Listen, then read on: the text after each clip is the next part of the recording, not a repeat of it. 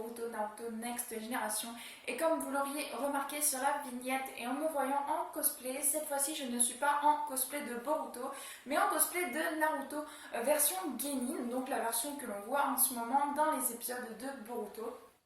Pourquoi? Tout simplement pour changer un petit peu de cosplay. Puis vu que j'avais le cosplay de Naruto version Genin, je me suis dit c'est l'occasion de mettre autre chose que Boruto.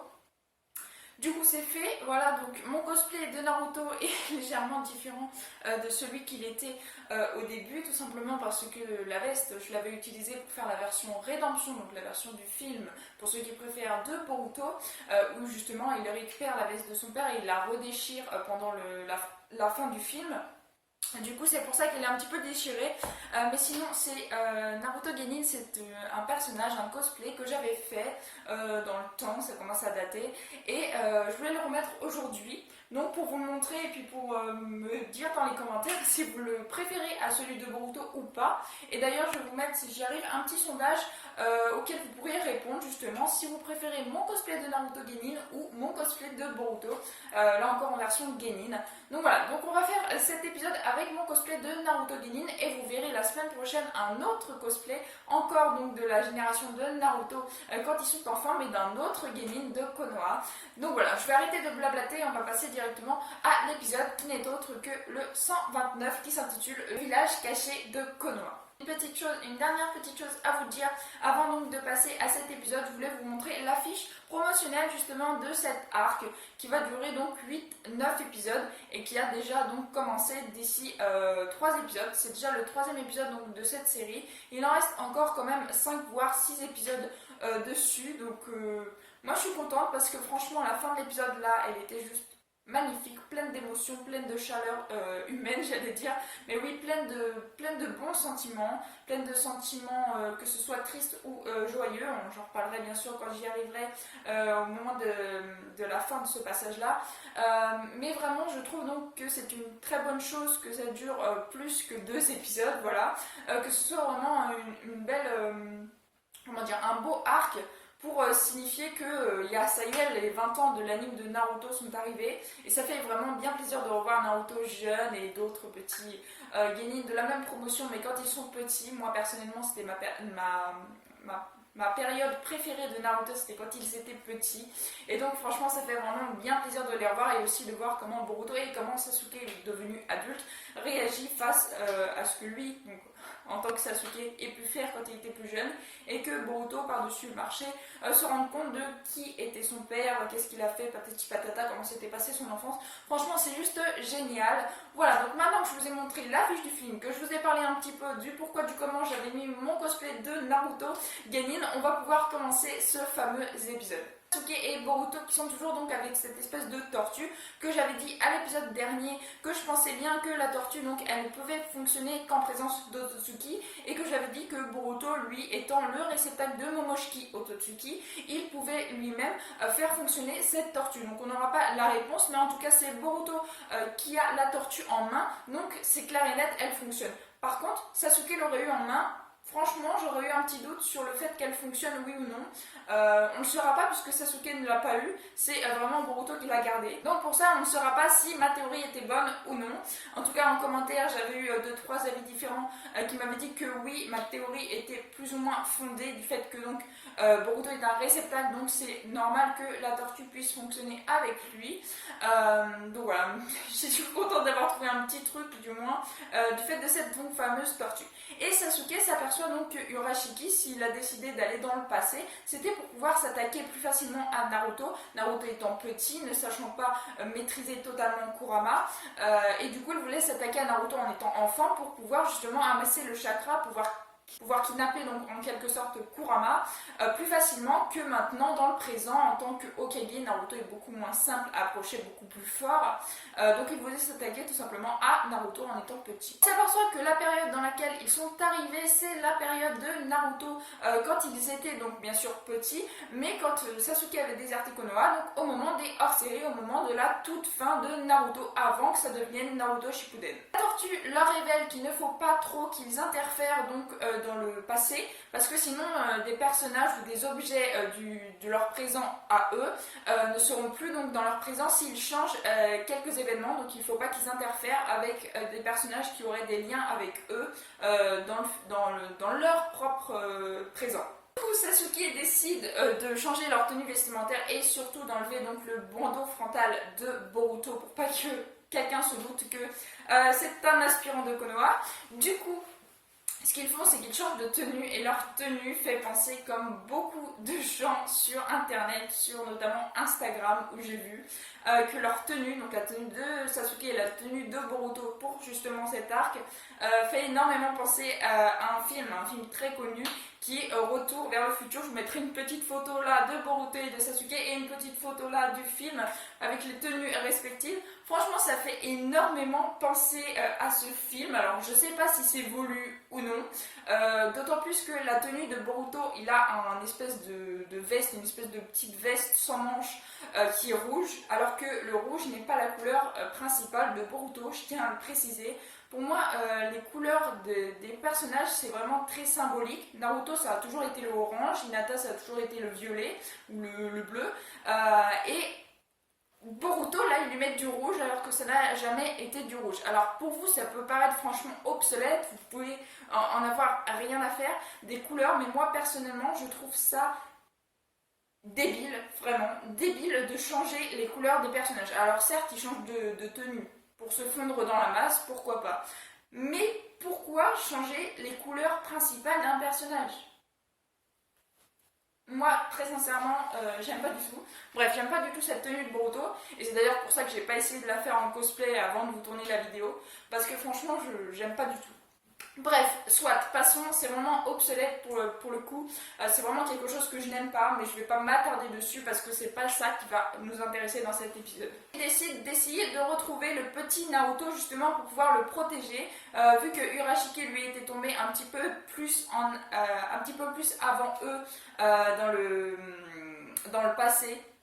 Du coup, Boruto et Sasuke peuvent retrouver Naruto pour pouvoir le protéger à l'arrivée de Urashiki. Et donc, c'est qu'ils vont être amenés à faire.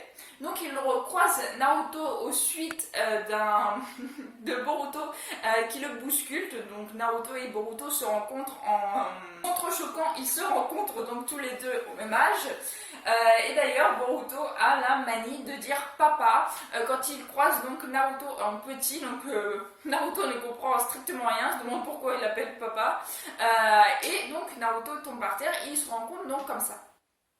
Mais Jiraiya arrive par-dessus, Naruto essaye de fuir donc avec Jiraiya. Jiraiya donne un espèce d'objet à Boruto et c'est Boruto et Sasuke qu'on interpelle comme quoi ils auraient été voir donc dans les sources chaudes les filles, ils auraient été matés des filles. Et donc c'est Tsunade qui arrive à interpeller Naruto et Jiraiya qui eux étaient bien évidemment plus ou moins Jiraiya seul, mais c'est Naruto aussi qui a pris bien sûr le fait qu'ils étaient en train donc de mater des filles comme d'habitude avec Jiraiya derrière donc avec des jumelles. C'est ces fameuses jumelles qu'il avait données à Boruto, enfin soit. Et donc ils se font prendre comme ça et c'est comme ça que Tsunade découvre que des nouveaux arrivants sont arrivés à Konoha, donc en parlant de Boruto et Sasuke. Donc Sasuke les fait passer pour des voyageurs qui font de la magie grâce à du ninjutsu et c'est comme ça qu'ils arrivent à se fondre dans la masse. Tsunade les accepte mais elle laisse quelqu'un sur leur contrôle puisque un genin vient de quitter Konoha, donc le village est sous protection en quelque sorte pour éviter que d'autres genins puissent fuir ou que justement il arrive à retrouver le genin qui a fui. Bien sûr ce genin c'est autre que Sasuke qui est vraiment n'est pas du tout fier lui devenu adulte et faisant partie de cette fameuse scène. N'est pas du tout fier, on le voit bien de ce qu'il a fait. Du coup il acquiesce, il dit qu'il est d'accord et Tsunade met donc Naruto en charge de la surveillance donc de Boruto et de Sasuke.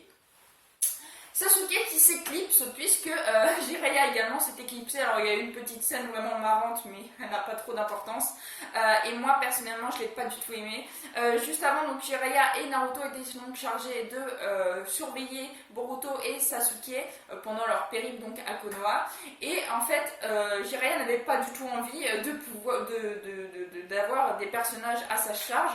Et du coup donc c'est Boruto qui fait un sexy jutsu. Donc il se transforme en fille avec une métamorphose et à ce moment-là Jiraiya acquiesce pour pouvoir les protéger, enfin les surveiller, sauf que Jiraiya trouve une bonne excuse et en gros il fuit et c'est Naruto qui se retrouve tout seul avec Boruto et Sasuke.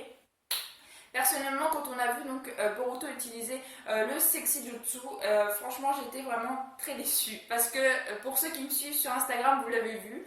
Pour moi, je pensais que justement, j'avais vu justement qu'il allait avoir un sexy méta, mais je pensais pas que c'était justement dans cet épisode qui est sorti donc hier. Je pensais que ça allait justement, comment dire, c'était susceptible que la trame principale des scans puisse reprendre en anime, parce qu'en anime, on le voyait pour la toute première fois utiliser le sexy méta. Et j'aurais pensé donc que c'était Naruto petit qui l'aurait appris à Boruto pendant le laps de temps qu'il était avec lui.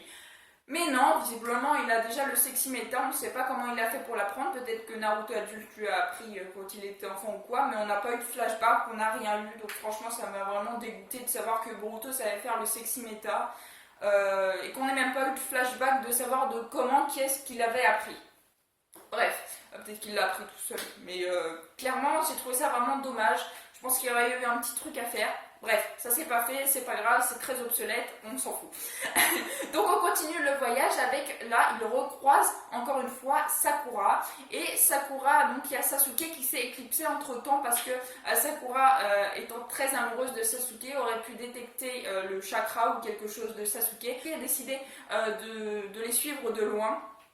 Et donc Naruto s'est aperçu que là encore, alors Jiraiya se barre et maintenant c'est la personne qu'il devait donc surveiller qui se barre également. Donc il n'y a plus que Boruto, Naruto et donc il croise bien sûr Sakura qui était là et Sakura qui elle leur dit qu'ils se ressemblent comme deux gouttes d'eau et à ce moment-là Boruto et Naruto disent ah non c'est pas vrai mais en même temps en faisant exactement la même chose. Voilà donc Boruto et Naruto se ressemblent, ça c'était clair et net. Il y a quelques trucs qui les différencie comme par exemple l'intelligence, le fait de réfléchir plus avant d'agir pour Boruto par exemple. Naruto lui il a plus une enfance triste, Boruto a une enfance joyeuse.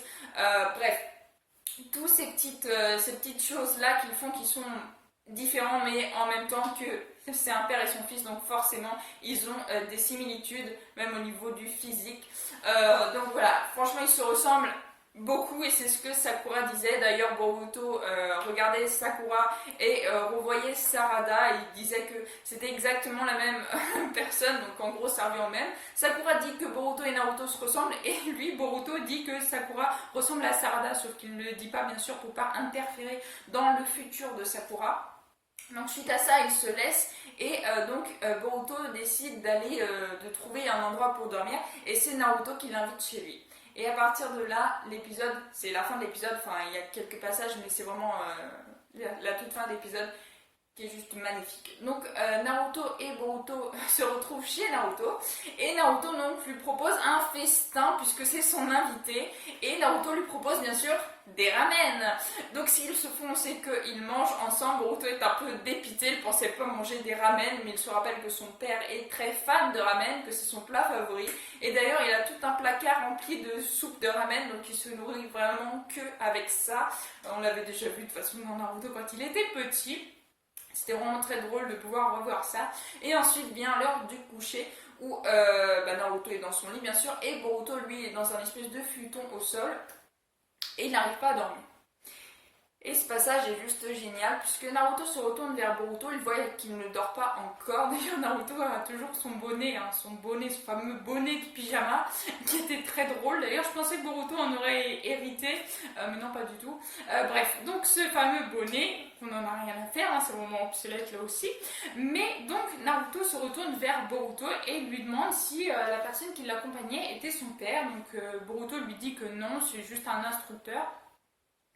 Et ils en viennent à parler donc de son père. Donc Boruto vient à parler de Naruto au petit Naruto sans qu'il sache que c'est lui de qui il parle.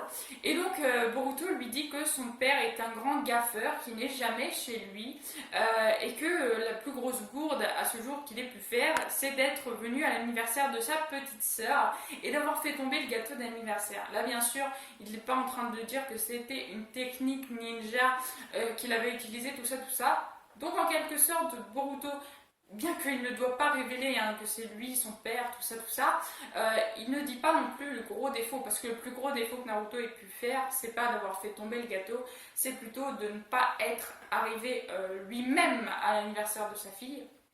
Bref, donc là, Boruto allège quand même la peine de Naruto. Bien que je sais que c'est pas pour qu'il ne se doute pas que ça peut être lui du futur patati patata.